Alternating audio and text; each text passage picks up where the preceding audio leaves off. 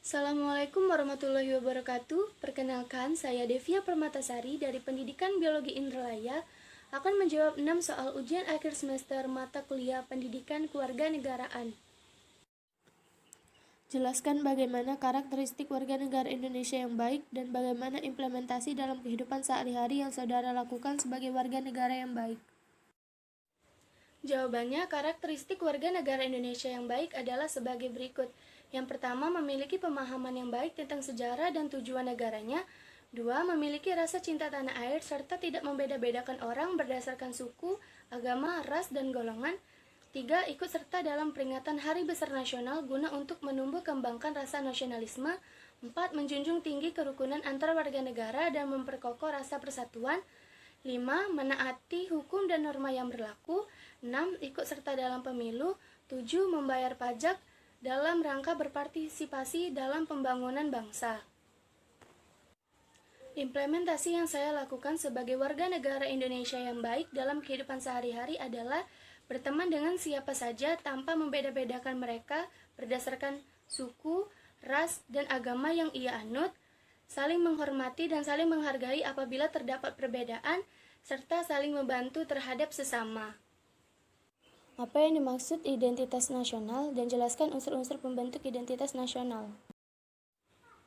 Identitas nasional adalah kumpulan nilai-nilai budaya yang tumbuh dan berkembang dari berbagai aspek kehidupan dari ratusan suku yang dihimpun menjadi satu kesatuan, yang kemudian menjadi kebudayaan nasional dengan Pancasila dan Bhinneka Tunggal Ika yang menjadi dasar arahan dan arah pengembangannya. Identitas nasional juga merupakan salah satu ciri yang dimiliki oleh suatu bangsa yang akan membedakan bangsa tersebut dengan bangsa yang lainnya.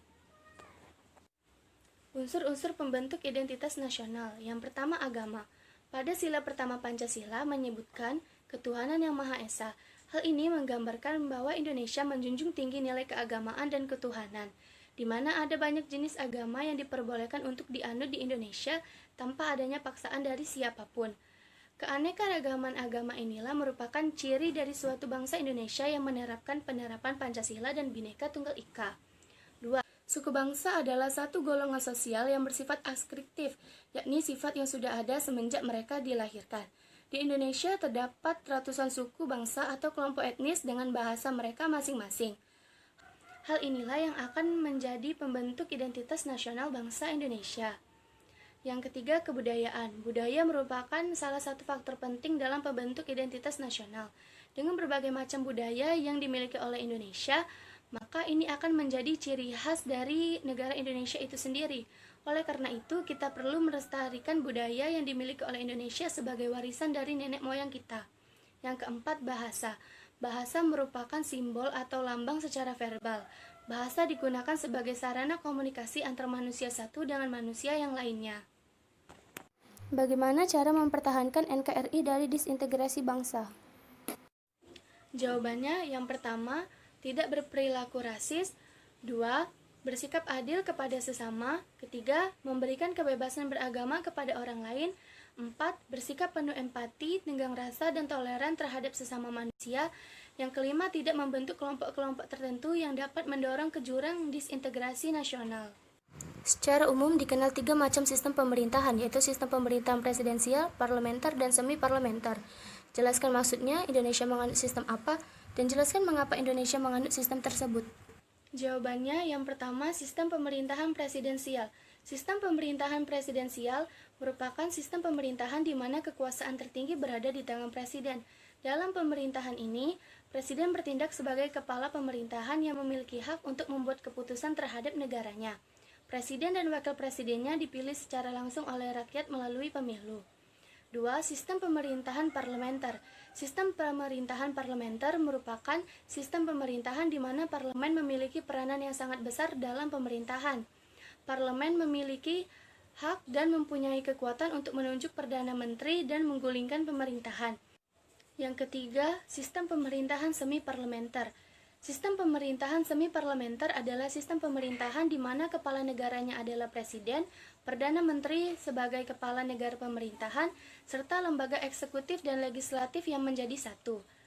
Indonesia menganut sistem pemerintahan presidensial karena di Indonesia kekuasaan tertinggi berada di tangan presiden. dan juga sistem pemerintahan presidensial sesuai dengan sistem demokrasi Pancasila, yakni presiden dan wakil presiden dipilih secara langsung oleh rakyat. Bagaimana pendapat Anda terhadap paham radikal yang saat ini marak di Indonesia? Jawabannya, menurut pendapat saya, paham radikal di Indonesia harus dihilangkan dan dipecahkan, karena paham radikal itu sendiri adalah suatu paham yang dibuat-buat oleh sekelompok orang yang memegang teguh suatu prinsip dan yang menginginkan pembaharuan sosial dan politik secara drastis dengan menggunakan cara kekerasan. Mereka tidak setuju apabila kehendaknya ditentang. Tentunya hal ini tidak cocok dengan negara Indonesia, di mana negara Indonesia menganut sistem demokrasi Pancasila, yang artinya mengutamakan musyawarah mufakat dibandingkan kehendak pribadi atau kelompok tertentu.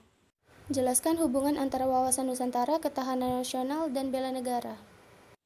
Jawabannya, wawasan Nusantara merupakan suatu kesamaan pandangan suatu bangsa mengenai diri dan lingkungannya yang menjadi dasar pemikiran seluruh warga negara Indonesia. Sedangkan ketahanan nasional dan bela negara merupakan kondisi dinamik yang dimiliki oleh suatu bangsa yang di dalamnya terkandung kemampuan untuk mengembangkan kekuatan nasional untuk menghadapi segala macam ancaman yang didasari oleh kesamaan jati diri dan lingkungannya. Jadi dapat dikatakan hubungan antara wawasan Nusantara dan ketahanan nasional dan bela negara sangat berkaitan antara satu dengan yang lainnya.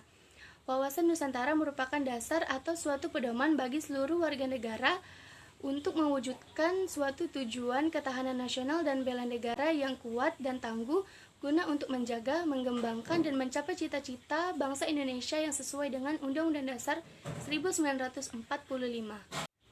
Baiklah, demikian penjelasan yang dapat saya sampaikan. Apabila terdapat kesalahan dan kekurangan, saya mohon maaf. Wabillahi taufiq wal hidayah. Wassalamualaikum warahmatullahi wabarakatuh.